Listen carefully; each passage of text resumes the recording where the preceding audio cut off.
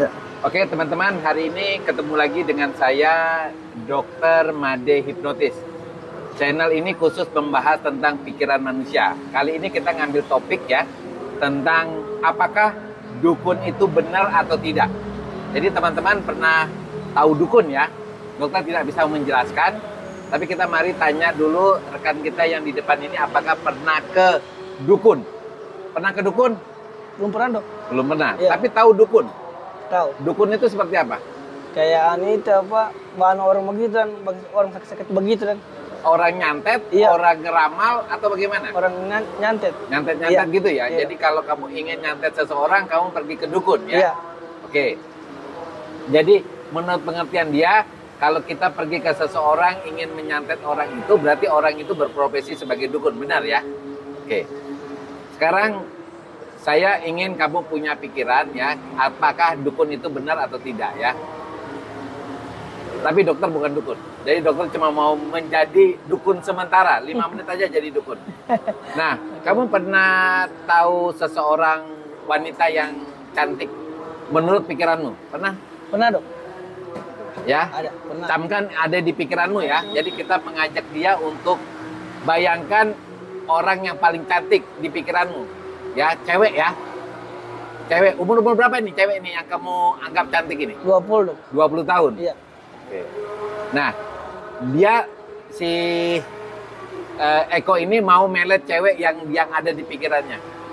Nah, sekarang yang ada di depannya dokter ini syarat dukun biasanya kan suruh ambil apa?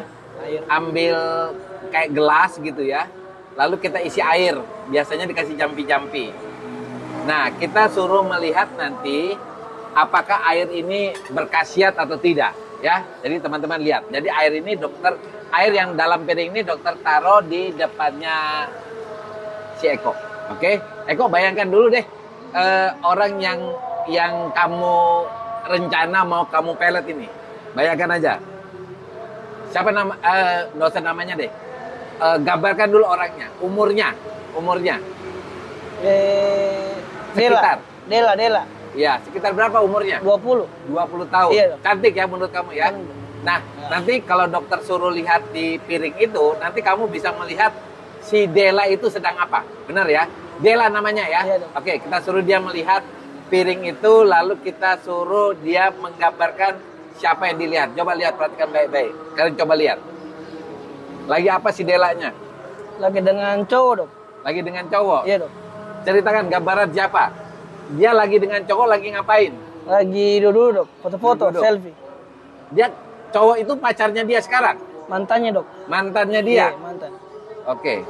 Kamu masih sayang sama dia? Masih dok. Masih? Iya. Dia duduk di mana itu? Di taman kota dok. Oh, lagi duduk di taman kota. Iya. Oke. Dia bisa melihat ceweknya itu ada di piring berisi gelas, ya. Dia lagi tertawa atau sedih? Ketawa dok. Tertawa. Iya. Kira-kira Dela suka sama cowok itu atau tidak? Suka dok ya. Suka ya? Iya. Oke. Sekarang kita lihat sini Eko. Sekarang kita mau lihat Eko bisa mengingat masa lalu nah ya. Eko pernah ingat bapak ya, walaupun dari ada. Iya. Sekarang ingat ya.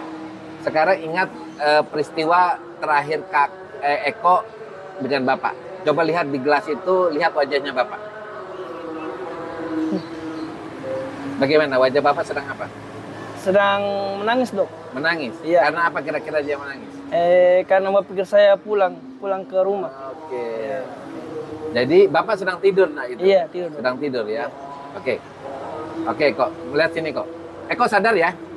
Sadar ya? Iya. Siapa namamu kok? Eko Prasetya. Oke, dia sadar. Kemudian kenapa dia bisa melihat gelas itu? Kira-kira gelas itu isinya air putih toh kok? Air putih. Tapi Eko bisa melihat tadi ya? Bisa, dok. Bisa melihat bapak di situ, bisa melihat cewek tadi Iya, ya. Oke. Nah, kita menggunakan media air untuk bisa melihat kayak orang menerawang begitu ya. Sebenarnya cara dukun itu seperti ini. Ini dokter bongkar rahasianya. Nah, dukun tuh sering menggunakan media-media seperti itu, seperti air gitu ya. Bahkan kadang-kadang airnya itu dikasih guna-guna, dikasih bacaan-bacaan, dikasih kayak bunga-bunga atau syarat-syarat tertentu. Sebenarnya tanpa syarat pun dia bisa. Sebenarnya syarat itu akan mensugesti orang yang mau dipelet ya, atau orang yang datang untuk minta dipelet itu adalah orang itu tersugesti, karena ketika dukunnya memakai syarat, semakin sulit syarat yang didapatkan, seorang yang pergi ke dukun itu makin yakin bahwa dukunnya itu hebat. Kalau dukunnya tidak memakai syarat, biasanya orang yang datang itu menjadi kurang yakin. Begitu juga tempatnya dukun biasanya dibuat seseram mungkin gitu ya. Nah, kenapa tadi si Eko yang di depan ini bisa melihat seorang wanita, bisa melihat bapaknya, itu sebenarnya kekuatannya itu bukan terletak pada dukunnya atau dokter ya, tetapi kekuatan itu terletak pada si Eko sendiri, yaitu kekuatan pikirannya si Eko. Jadi yang ada di pikirannya Eko itulah yang terlihat pada piring yang berisi cairan. Sekali lagi ya, jadi ketika kita melihat sesuatu yang ada di air itu bukan kekuatan dukunnya yang ampuh, tetapi sebenarnya kekuatan pikirannya. Cuma karena kita yakin bahwa dukun itu hebat, dukun itu ampuh, menguasai metafisika, maka kita seolah-olah bisa melihat. Karena sebenarnya ketika kita berada di rumah dukun itu, kita sudah terhipnotis dengan suasana, dengan cerita bahwa dukun itu hebat. Oke teman-teman, demikian ya.